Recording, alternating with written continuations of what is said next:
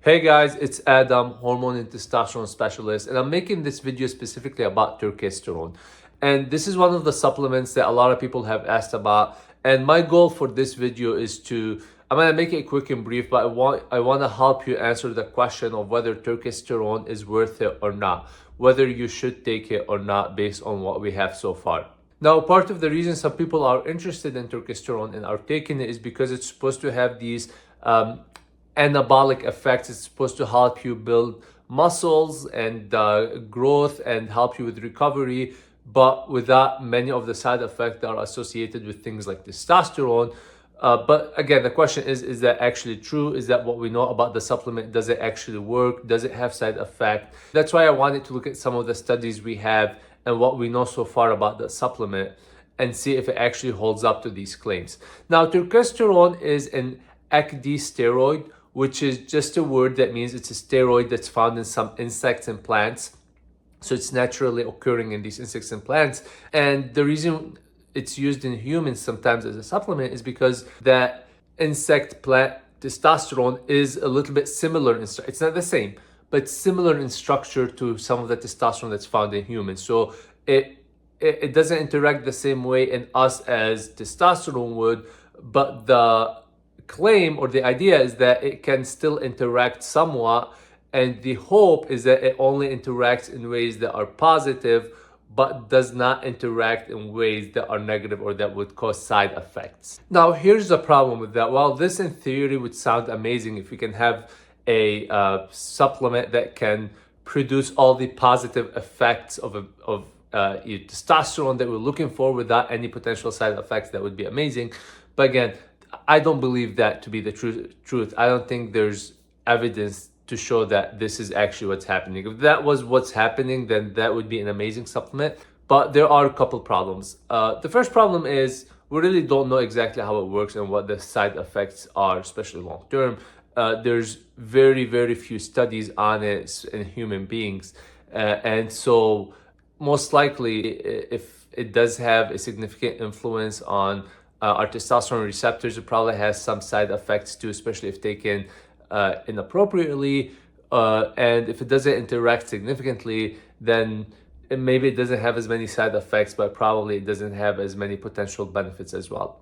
Now, again, many of the studies that we have that were done on ecdysteroids, which is again the class of hormones to which turkesterone belongs, they were done on animals, which is not bad in of itself, because a lot of times when there's a new supplement that is being tested, a lot of the initial studies are done on animals to see if there's a potential effect, what some potential side effects are.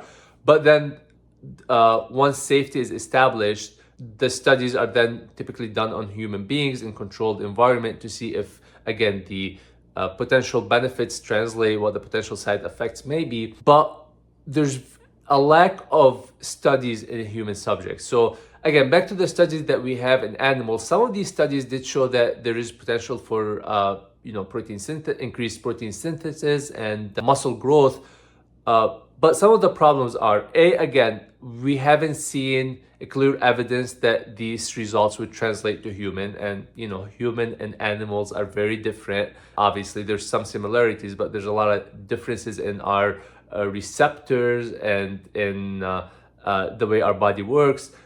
B, in some of these studies, the doses that were used on animals were, relatively speaking, very high compared to what might be used safely in a human being. So a lot of really high doses were used, which again might not be safe to use long-term in a human being. And C, which is very related, is the full profile of potential side effects haven't been really studied. Now, in terms of human studies, again, there's very small amount of studies that I'm aware of. One of the main studies was done in 2006 and really did not show any significant difference. Now, there was a study done more recently in 2019, which did show potential benefits on the human subjects that were studied. Now, the problem with that study is that the methods they used weren't necessarily the most accurate, and the study is often criticized because of the methods used. So for instance, the way they measured the results, the method there isn't again, not the most accurate, and so that can affect the results and the outcome. But also, and very importantly, I think the way they tested the subject is that they gave him supplements that supposedly contained the ecdysteroids. I see like a big problem here because there's a potential for having so many different cofactors. So even if there was an actual difference in the people who took the supplements, it's very possible that the supplement contained other things in it that were more responsible for the difference in results than ecdysteroids specifically. Again, if that study did show the benefit and there were other studies that also showed benefits, then that would be one thing.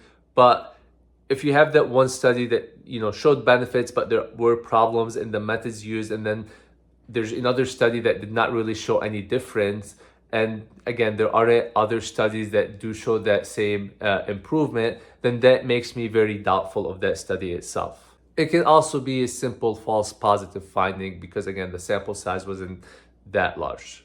I will list some studies below if you want to look more into them and into the details, but not to overbore you with details and not to make this video longer than it needs to be. But I'm not jumping on that train yet in terms of like turkesterone. So it's not one of the supplements that I tend to recommend to my clients. But here's the thing. I don't have anything against turkesterone.